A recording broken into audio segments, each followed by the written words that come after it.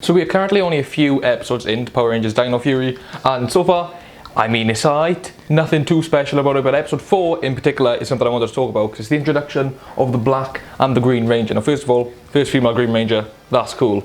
And the Black Ranger's just cool anyway. The Black Ranger's name is Javi, and I think, judging off what his dad said, it's short for Javier. He is an aspiring musician, an aspiring talent, I guess you could say. And he's trying to work up enough money to buy a guitar, so they're going a bit of a different route with it. So the guy who plays Javi is in a band in real life, so I hope that he will actually be playing the instruments and it won't look really bad, like he's just miming it. But yeah, I'm sorry, I keep getting distracted by this because we're going to move on to this because this is actually really cool. We also have Javi's stepsister called Izzy, who's an athlete. Throughout the episode, you see the Rangers meeting them separately and then eventually find out they're brother and sister. When obviously the inevitable happens, they become Rangers. Now they have an orb. Javi needs to do a research report on this orb. It's for a job that he's going for, which will obviously get him enough money to buy his guitar. And inside this orb is the black and green keys. I don't know what they're called, dino keys, the flicky things that they put in, yeah.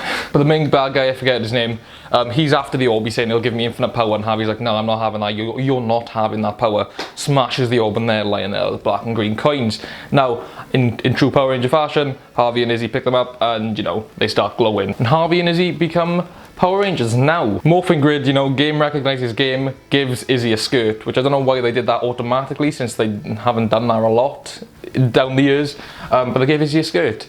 And she just kind of, you know, they're freaking out, the Power Rangers, and she's kind of like, hold on a minute, rips the skirt off. She's like, I ain't doing this, like, not really my thing. You know, Pink wants to look like that, that's cool, but I'm not having it. Just that one bit has given a character more development than we've seen in years. Like, there's just, Power Rangers don't do that. They don't allow characters to have their own style that isn't the cliche what happened the year before. So I'm there for that. They're going to fight. Izzy throws Javi her sword, so he's kind of dual wielding, and she picks up her javelin, which is what we see her doing in the kind of the sports field, let's call it. She kind of starts using it as a bow staff, and that was really cool because it's kind of like, you know, using what she already knows to kind of help her out in the battle. She then faces the main villain, and she's just like, oh bro, we're bare vibing, like let's go. And he's like, bro, I'm not vibing with a kid, and then just teleports away, and that's him done, just because he was embarrassed to vibe with her. And I was like, bro, if that's all it takes, then, you know, I'll come down and vibe. There's lots of really great things in this episode that just revolve around the fact that, like, people would be in awe if they became Power Rangers. Like, they're really excited to see Zords. They really wanted old Zords. There's even a line where Zato says, like, why do you guys love Zords so much? I'm like, bro, they're giant robots. Don't get me wrong, they cause, like, destruction to the city every day. But, besides the point, they're cool. And the episode ends off with them saying like, oh, I wonder what more could be out there. We didn't even know these black and green keys were out there. Obviously hinting at the Gold Ranger. And, you know, in Sentai, that was this stopped at gold. And obviously we had the Void Knight character.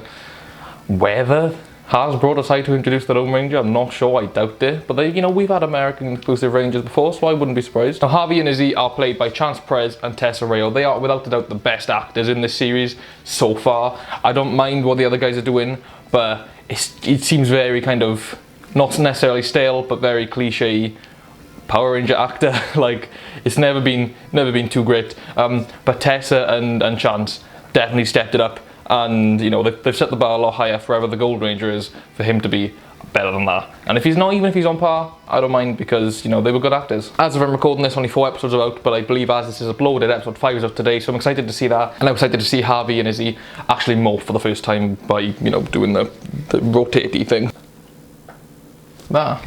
Perfect timing. So yeah, there's not a lot left to say. I really did enjoy the episode, and I think it's one of the strongest kind of, you know, extra 6th Ranger editions in a while. You know, basically a Ranger that comes on later. Honestly, it kind of works out very well because it's a Black and Green Ranger, and you know, they're being introduced together.